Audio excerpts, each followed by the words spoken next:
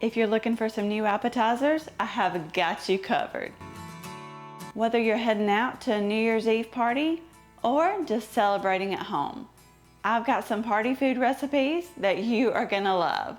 Hey y'all, I'm Valerie and welcome to my kitchen. In today's video, I'm sharing 6 appetizer recipes. They are delicious. And don't worry, they're all quick and easy to make. Okay y'all, let's get started. This first recipe is for pulled pork pastry puffs, and they were so good. I'm using a 16-ounce package of the Jack Daniel's pulled pork. This already has barbecue sauce in it, so if yours does not, you'll just add a little bit of barbecue sauce. And I just empty that bag into the little tray that it came with, and you'll just want to break up any big chunks of barbecue.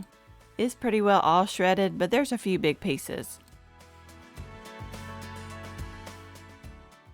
You're also going to need 1 box of puff pastry, and it comes with 2 sheets inside. We'll be using both. And you do want to let this sit out for about 15 or 20 minutes maybe before you're ready for it. It'll be much easier to work with. Now it's much easier if you use a pizza cutter for this part, but you'll just want to cut this into 9 squares. So you're going to end up cutting both of those sheets into 9 squares each. So you'll end up with 18. I'm grabbing my sheet pan for this, but you could also use a 9x13. I just think you would have to do it in 2 batches. But with the sheet pan, I can get them all to fit on here. You're just going to take a little bit of that barbecue and place it kind of in a line, kind of diagonally. And you don't want to overfill these. The more you add, the harder it's going to be to roll up, or fold together. And you'll need about 1.5 cups of shredded cheese. I'm using cheddar, and you'll just want to place a little bunch of that on top of the pulled pork. Then you're just going to fold those 2 corners to the center there and pinch them together. And that's it. Now you're just going to continue with the rest. I was so worried that these were not going to stay wrapped up together. We'll be brushing these with egg wash before we bake them. So I went ahead and made up that egg wash. It's just 1 egg with a little bit of water. I just brushed a little on where I overlap them right there and then press them together really good. And I think that'll help them hold a little better. Don't stress about that too much though, because I did something in a little bit here I'll show you that'll completely fix that problem. And by the way, if you're enjoying this easy recipe, I would really appreciate it if you would give me a thumbs up. It really does help me out. It just helps to tell me that you want to see more videos like this. I also wanted to mention, I think these would be really good with some barbecue chicken. Just shred you up a rotisserie chicken, add some barbecue sauce to it, and use that. And before we bake these, we're going to brush the top of them with that egg wash. And you don't have to drench them. This just helps them to get a little golden brown. And y'all, I was still worried about these coming apart. I hope you have some toothpicks handy. You're just going to place one where those 2 corners overlap. I got smart, didn't I? I'm just kidding. It was at the bottom of the recipe in the notes that I completely missed. I need to do better at reading the whole recipe. You're going to bake these at 400 degrees for 15 to 18 minutes. I had to check them halfway through, and I am so glad I used those toothpicks. You'll know they're done when the tops of them start to get golden brown. I am so glad I tried this recipe, and it definitely will not be the last time. And I also can't wait to try it with the barbecue chicken. These are great for holiday parties. They'll also be really great for the Super Bowl, and I will definitely be making them for that. I really hope you give them a try, and if you do, let me know what you think about them. Everyone went crazy over these Ritz cracker party sandwiches. I'm making these on a sheet pan because I'm making quite a bit here. You'll need a total of 48 Ritz crackers, but for now we're only laying down 24. You're also going to need some thinly sliced deli ham, and I used less than 1/2 pound. You could also use turkey, and you're just going to tear a few small pieces and place them on the top of each cracker. And I kind of just folded the ham and then tore it in half and then placed that on there. You just want about 2 or 3 thin layers. I'm using 6 slices of provolone cheese, but you could also use Swiss, just whatever you prefer. You're just going to tear that into 4 pieces and then place 1 piece on the top of each of those little piles of ham. And y'all have to let me know, do y'all have a #1 favorite go-to appetizer? I always love to hear y'all's ideas. And now we're ready to top them with those other 24 crackers. Now push those aside. We're going to make a butter sauce to brush on top. In a small bowl, I have 4 tablespoons of melted butter. I'm adding a couple teaspoons of honey mustard, but you could also do Dijon. Also, 1 teaspoon of Worcestershire sauce, a little bit of onion powder. You can also do garlic powder and some parsley just to make them look pretty. But you could also use poppy seeds. Okay, and now we're just going to brush that butter on top of each of those crackers. And you'll have to do this gently because as you brush them, that cracker just wants to slide right off. But they do stick together a little better after you bake them. And I'm telling you, do not skip this butter sauce. It is amazing. And I guess I felt like they needed a little more parsley here, so y'all just have to add what you like. I'm wishing now that I would have done poppy seeds. Now these go into the oven to bake at 350 for 10 to 12 minutes. Oh my goodness, y'all, these were absolutely delicious. I could seriously just snack on these all day. They're just like little sliders made with Ritz crackers. And anything that's made with Ritz crackers is always good. And you can change it up and do turkey, pepperoni, you could do salami, or even roast beef. Just get creative with them. I think you're going to love these. These cheese balls on pretzel sticks turned out so cute. In a large bowl, you're going to add in 2 of the 8-ounce blocks of cream cheese, and you do want to make sure they're softened. You can season this with a little salt and pepper to taste, but I'm just adding in some Badia Complete. I also added about 1/3 cup of chopped green onions, along with 1 tablespoon of Worcestershire sauce. This gives it some really good flavor here. I'm just giving it a really quick mix before I add in the rest. This is why you want to make sure that cream cheese is softened.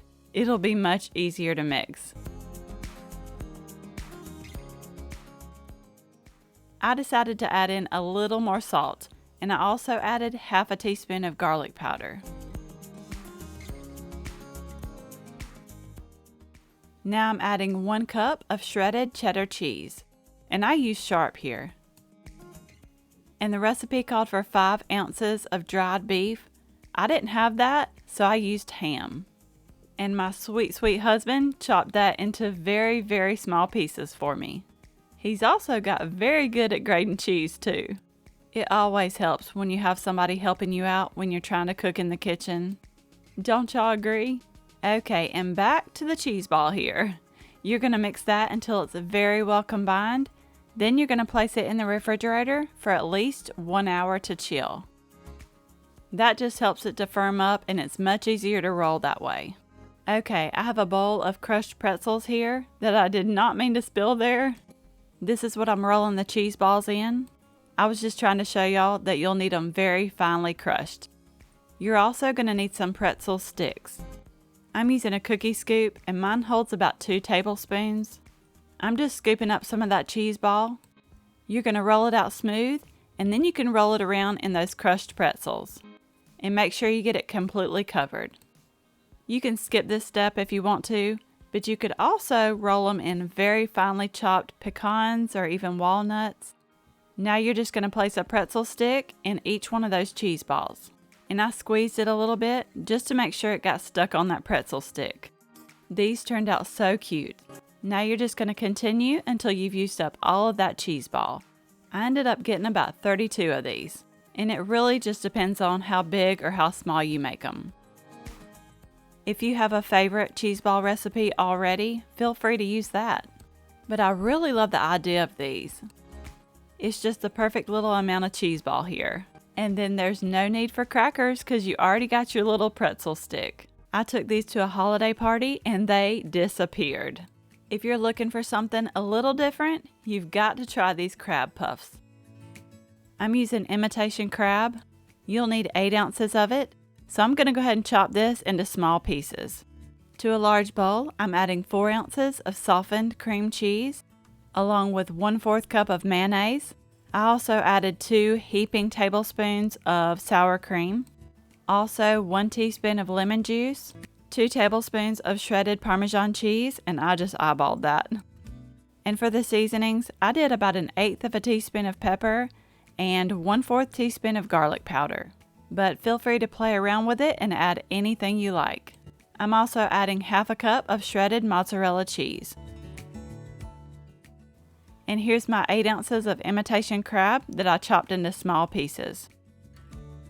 You can do this by hand, or I'm using my electric mixer to make it easier, and I'm just going to mix this until it's well combined. And you can go ahead and taste it now to see if it needs anything extra. I added some nature seasoning and about 1/4 of a cup of chopped green onions. Now you can give it one last mix. I'm setting this aside so I can work on the crescent dough.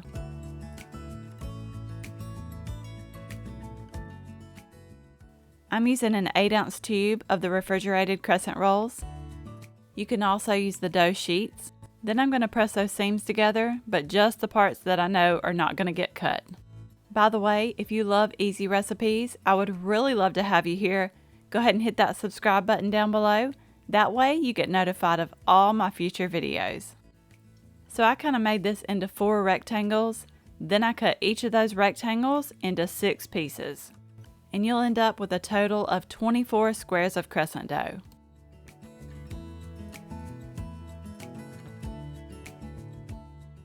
Now you can set these aside. I'm going to grab my pan. I'm using a mini muffin tin for this. You're going to take a square of that crescent dough that we just cut. I had to gently stretch it out to make sure it fit in there. You don't want to do it too much though, because they will tear.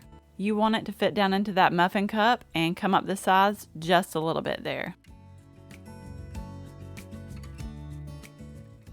After you get them all in there, you're going to grab that crab mixture, and I'm using my cookie scoop.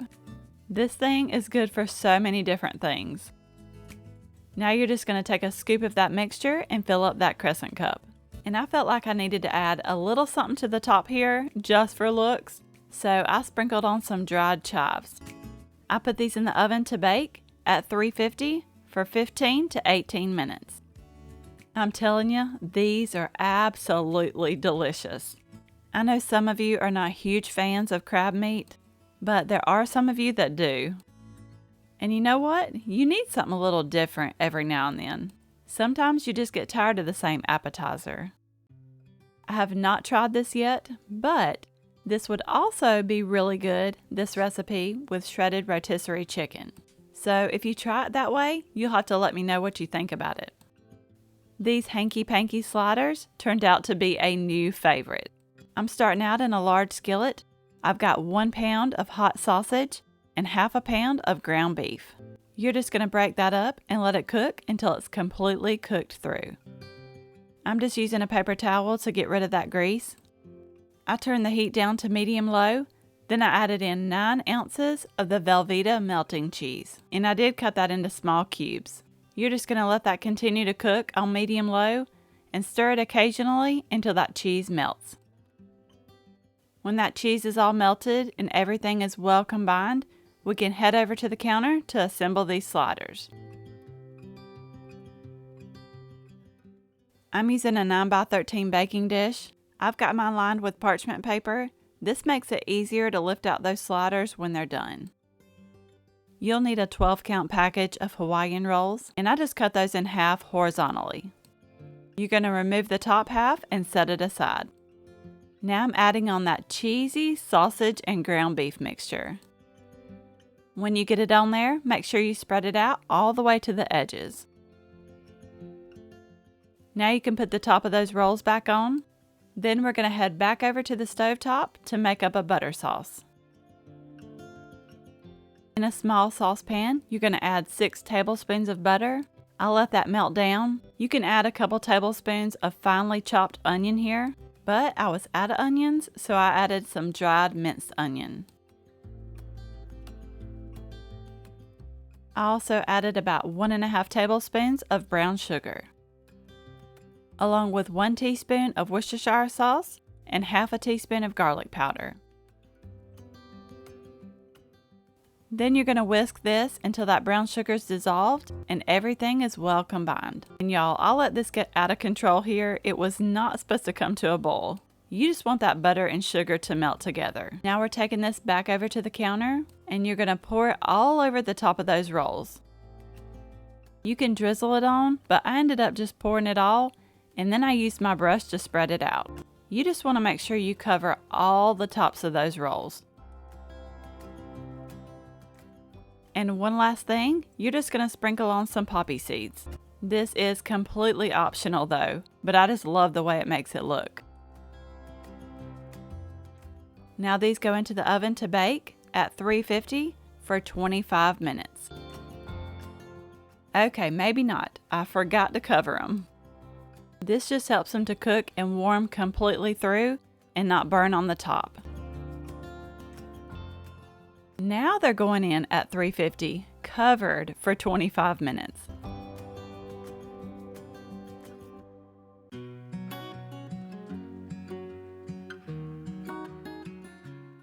And using the parchment paper really makes it so much easier to just lift them out.